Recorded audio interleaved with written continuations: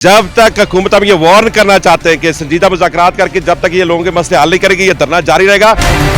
जर्नैल मुफ्त का गैस, मुफ्त की बिजली इस्तेमाल कर रहे हैं। जमात इस्लामी जो है वो इंतजामिया का प्रेशर नहीं बर्दाश्त कर सकी। आप देखना इस्लामाबाद पे भी दान तख्ता करेंगे इंशाल्लाह। जी बिस्मिल्लाहिर्रहमानिर्रहीम, अस्सलाम वालेकुम। आप देख रहे हैं पाक बीट और मैं हूं आपका मेज़बान उमर अब्बासी। ख़वातीन हज़रात, इस वक्त रावलपिंडी के लियाकत बाग में मौजूद है। जमात इस्लामी की तरफ से एहतजाज और एक धरने का जो है वो ऐलान किया गया था। हमारे साथ अमीर जमात इस्लामी अब्दुर्रज़ाक अब्बासी जो है ज़िला एबटाबाद के अमीर है, हमारे साथ मौजूद है।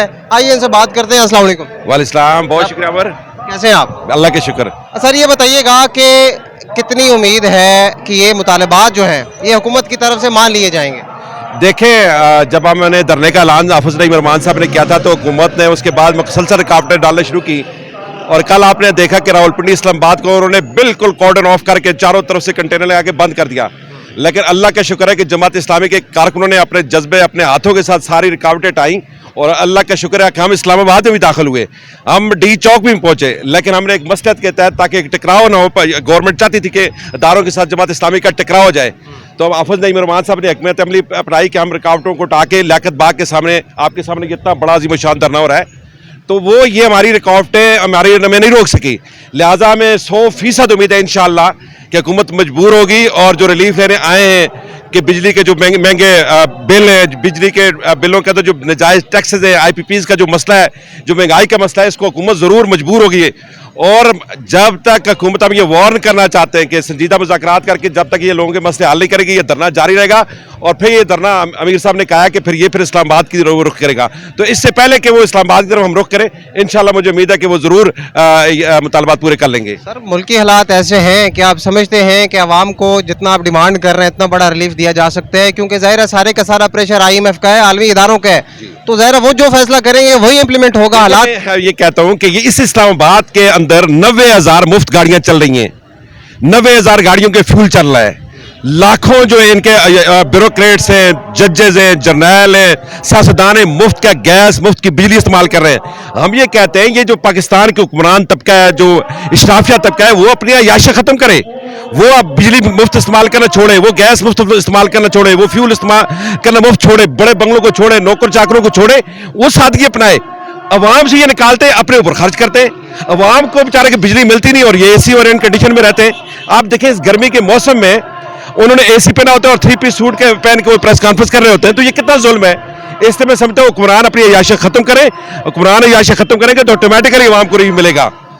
अब भाई साहब ये बताइएगा कि एक तासुर दिया जा रहा है सोशल मीडिया के कुछ हैंडल्स की तरफ से कि जमात इस्लामी के अमीर या फिर जमात इस्लामी जो है वो इंतज़ामिया का प्रेशर नहीं बर्दाश्त कर सकी, इसलिए उन्होंने डी चौक से धरना जो है वो लियाकत बाग मुंतकिल कर दिया। क्या कोई प्रेशर था जो आप बर्दाश्त नहीं कर सके? देखिए, जमात इस्लामी के तरीके के जो हमारे पहले अमीर सैयद अब्दुल अल मौदूदी थे, उनको फांसी पर चढ़ाया गया। उन्होंने कहा कि जिंदगी और मौत के फैसले आसमानों पे होते हैं और मैं कभी आपसे माफी मांगने नहीं दूंगा। जमात इस्लामी के जितने काबरीन हैं जेलों में उन्होंने जिंदगी गुजारी है और हम खुद जेलों में गए, इसलिए ना हमें जेल डरा सकती हैं, ना FIR ट्रांस कर सकती हैं, ना हमें टॉर्चर। हम नहीं चाहते कि अदारों के साथ हम टकराएं, वो ये चाहते हैं, जो सासी लोग हैं ये चाहते हैं कि जमात इस्लामी और अदारे आपस में टकराएं और हम अपने मजे करें।